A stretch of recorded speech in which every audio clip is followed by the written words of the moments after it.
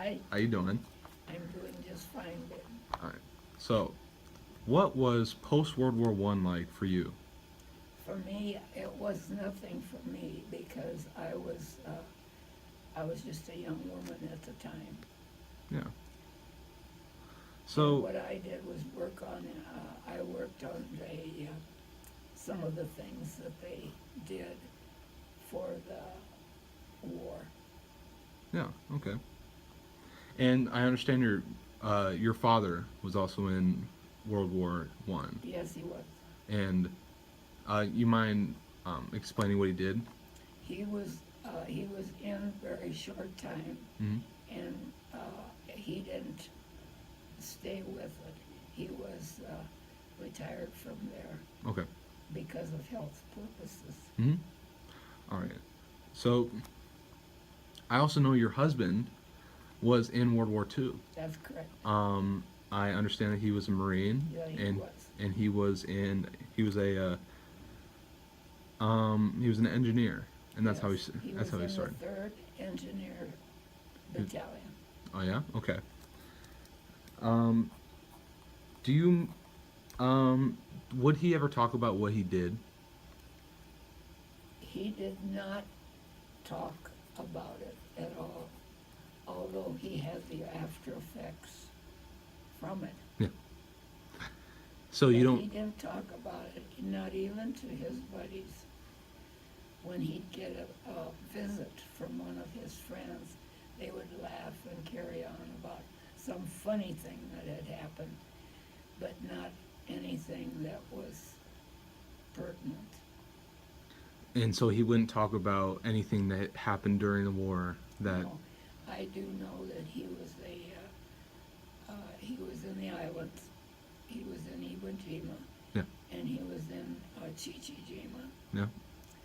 And the day that they were going to go into Japan, the war was declared over. So he didn't, he had his money and everything was ready to go, but they didn't go. Okay. Okay. And he was a flamethrower in the islands. Yeah. That's why he didn't talk about it. I understand that he was a poster boy for PTSD, or he had really bad after effects of the war. Yes, he did. Um, I understand that he also would have these night terrors at night. That's correct. Would he ever talk about these night terrors? No, no, he would sweat. He would get up, wake up sweating and shaking, and it would take him quite a while to get over it. Yeah. And he would never explain. No, No. Yeah. he didn't explain it to me. Yeah. Would he ever talk about his buddies in the war?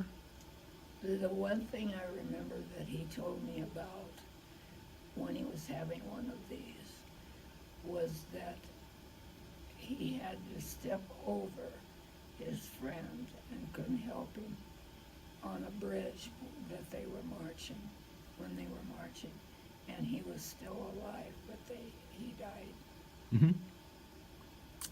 Um. That was the only thing that I ever remember his saying. Yeah. I understand that Bompa was he was very patriotic, and he was a very homegrown man. Would you would you mind describing his personality, his traits? You know. He was a very gentle person. Always had been very gentle, and I suppose that's why he didn't talk about things. Yeah. He was a farmer, and he liked his livestock very much. Yeah. What was the war like for you back at home? I was not in it. I didn't meet him until after the war So was after the war. over. Mm-hmm. Would you mind explaining what it was like throughout, or was since you were in the United States, did you not really get really a Oh big yeah, effect? I was 17 or so, and so I would do things that they help with the typewriter and that type of thing. Yeah. I did food stamps. They called it stamps for people for their gas, for instance. The farmers would get a certain amount of gas each week to run their pickups, Yeah. and they had coupons for that. Yeah. It's really cool. And I did that, and I interviewed people before they went into the service so many times. Yeah. So when did you meet Bumpa? I met him a couple of years after he got back from the service. Not even, I think it was about a year. When did you find out that he was in the war? I think he told me about that right away. He told me about that right away. But, Yeah. Because the only thing they said was, oh, they were they were a Marine, and they were, how young. Yeah. Maybe we don't know about young people, but that's Yeah. Yeah. 'Cause it was a very it was a status. Yeah. Because it showed your courage and your trustworthiness, and Yeah. I know that he wouldn't like to leave the farm much, No, and he liked to be at home. that I don't really know another word to. I'm gonna find another word to put this. That he was very anxious a lot, very nervous. A word I was gonna use was paranoid sometimes.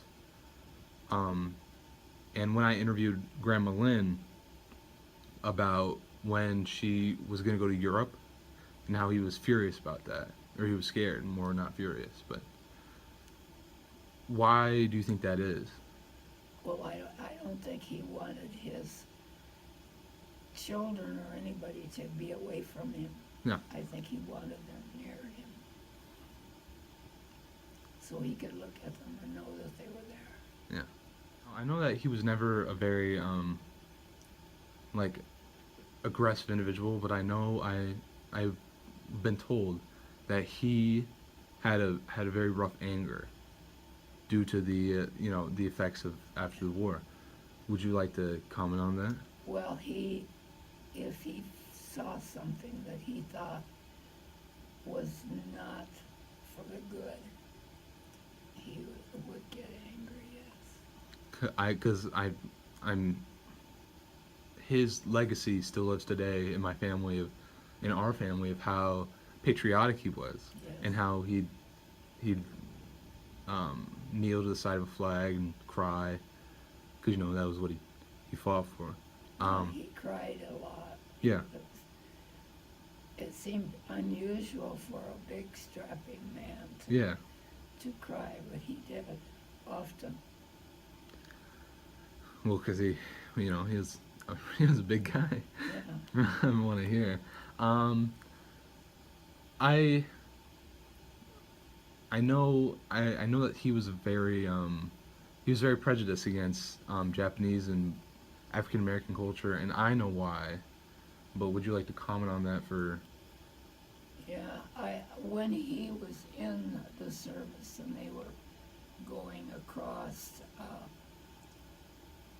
a lot of the black people were also there, but they would try not to fight.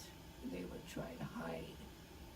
And he didn't think much of that. He thought everybody should Yeah. do their duty. Yeah, and that's And I don't know, that's the only reason I can think of that was the way it was. and of course he was prejudiced against the Japanese Yeah, for at the time. yeah. But then when it came afterward, some of our best friends were black. We sold eggs, and they came out and they would talk. These folks would come